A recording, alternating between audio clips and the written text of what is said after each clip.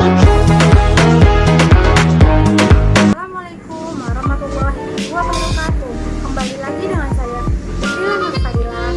Saya dari Fakultas Ilmu Pendidikan Prodi PGSD Universitas Bayangkara, Jakarta Raya.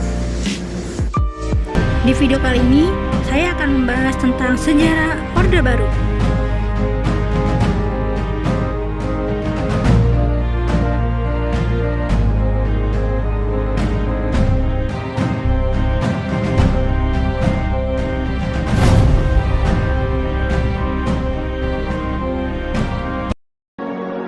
Orde Baru ini adalah sebutan bagi masa pemerintahan Presiden Soeharto di Indonesia. Nah, Bapak Soeharto ini menjadi pemimpin di Orde Baru itu selama 32 tahun. Wah, tentunya 32 tahun itu bukan waktu yang sebentar. Beliau selama 32 tahun itu memegang kepemimpinannya. Banyak sekali kebijakan yang memiliki pengaruh cukup besar terhadap proses perjalanan negara kita ini, negara Republik Indonesia.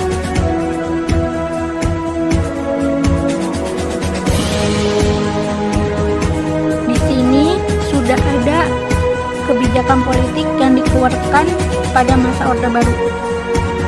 Nah, kebijakan politiknya itu ada dua, kebijakan politik dalam negeri dan kebijakan politik luar negeri. Kebijakan politik dalam negeri. Kebijakan politik dalam negeri itu ada 4. Yang pertama, pelaksanaan pemilu tahun 1971. Pada pemilu ini, para pejabat pemerintah itu hanya berpihak kepada salah satu peserta pemilu, yaitu Golkar. Nah, Golkar lah yang selalu memenangkan pemilu di tahun selanjutnya, yaitu tahun 1977, 1982, 1987, 1992, hingga 1997. Yang kedua, penyederhanaan partai politik. Penyederhanaan partai politik terbagi menjadi dua, yaitu 2 partai dan 1 golongan karya. Nah, diantaranya itu Partai Persatuan Pembangunan P3, 2 Partai Demokrasi Indonesia, dan golongan karya atau biasanya disebut dengan Golkar. Penyederhanaan partai politik ini dilakukan pada masa Orde Baru. Upayanya untuk apa? Untuk menciptakan stabilitas kehidupan berbangsa dan bernegara. Yang ketiga, ada peran ganda atau duit fungsi ABRI. ABRI juga memiliki wakil dalam MPR yang dikenal sebagai fraksi ABRI, sehingga kedudukannya itu pada masa Orde Baru sangat dominan. Nah, pertimbangan pengangkatan anggota MPR atau DPR dari ABRI itu didasarkan pada fungsinya bagi stabilisator dan dinamisator. Peran dinamisator ini sebenarnya itu telah diperankan ABRI sejak zaman Perang Kemerdekaan.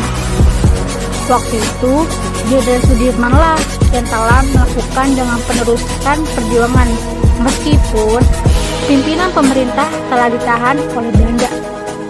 Demikian juga halnya yang dilakukan oleh Bapak Soeharto ketika menyelamatkan bangsa dari perpecahan setelah G30S PKI yang melahirkan Orde Baru.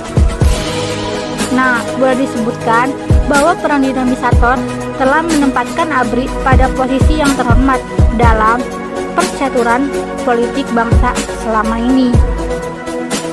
Nah, yang keempat ini ada P4, yaitu pedoman penghayatan dan pengamalan Pancasila, bertujuan untuk memberi pemahaman kepada seluruh lapisan masyarakat mengenai Pancasila. Semua organisasi itu tidak boleh menggunakan ideologi selain Pancasila. Bahkan dilakukan penataran P4 untuk pegawai negeri sipil. Penataran P4 merupakan suatu proses ideologi dan Pancasila menjadi anggota dari sistem kepribadian sistem budaya, sistem sosial masyarakat Indonesia. Pancasila juga merupakan prestasi tertinggi pada Orde Baru. Dan oleh karena itu, maka semua prestasi lainnya dikaitkan dengan nama Pancasila. Mulai dari sistem ekonomi Pancasila, pers Pancasila, hubungan industri Pancasila, demokrasi Pancasila, dan lain sebagainya. Dan Pancasila dianggap memiliki kesakralan atau kesaktian yang tidak boleh diperdebatkan.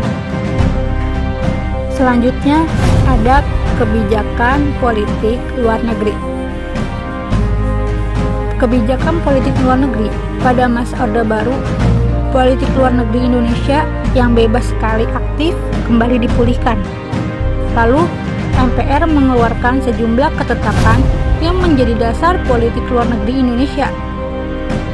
Nah, pelaksanaan politik luar negeri Indonesia mesti didasarkan kepada kepentingan nasional seperti pembangunan nasional, kemakmuran rakyat, kebenaran, serta keadilan.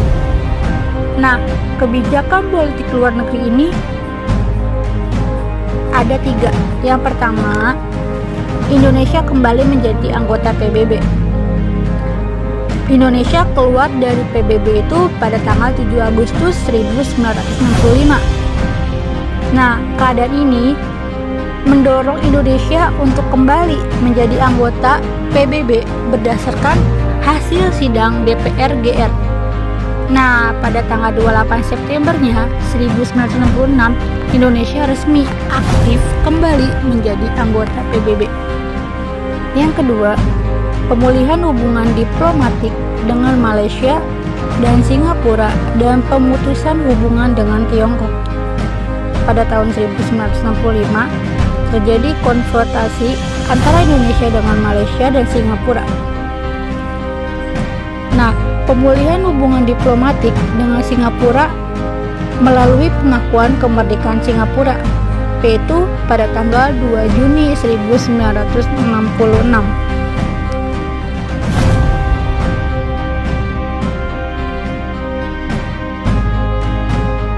Yang terakhir, memperkuat kerjasama regional dan internasional. Disinilah Indonesia sudah mulai memperkuat kerjasama baik regional dan internasional dengan melakukan beberapa upaya. Salah satunya itu turut serta dalam pembentukan ASEAN. Indonesia telah menjadi salah satu negara pendiri ASEAN.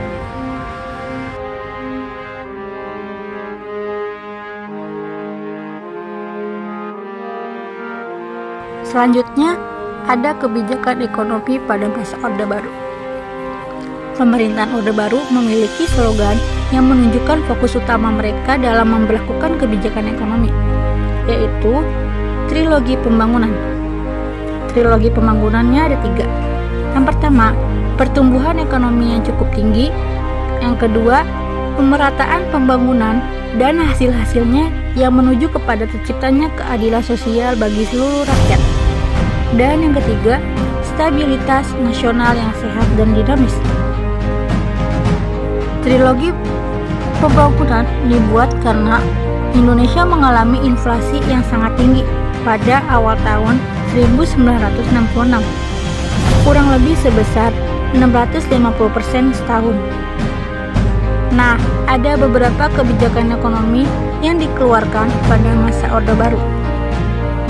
Di sini sudah ada beberapa kebijakan ekonomi yang dikeluarkan pada masa Orde Baru. Yang pertama itu rencana pembangunan 5 tahun Reperita.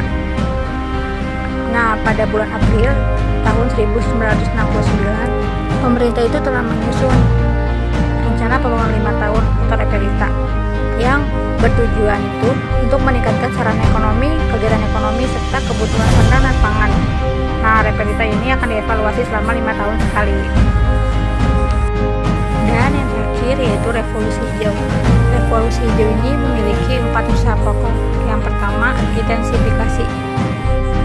Intensifikasi ini penelitian, pengembangan, dan penerapan teknologi pertanian. Yang kedua, ekstensifikasi, yaitu perluasan lahan pertanian untuk memperoleh hasil pertanian yang lebih optimal.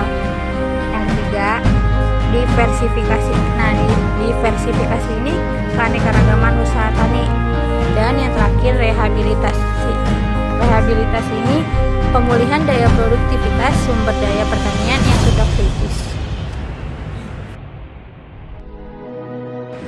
Selanjutnya, ada kelebihan pemerintahan Orde Baru. Yang pertama, pada tahun 1966 telah terjadi peningkatan gross domestic produk per kapita Indonesia.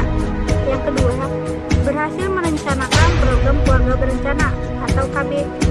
Yang ketiga, meningkatnya jumlah masyarakat yang bisa membaca dan menulis.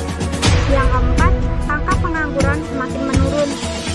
Yang kelima, kebutuhan rakyat akan pangan, sandang, dan papan cukup terpenuhi dengan baik.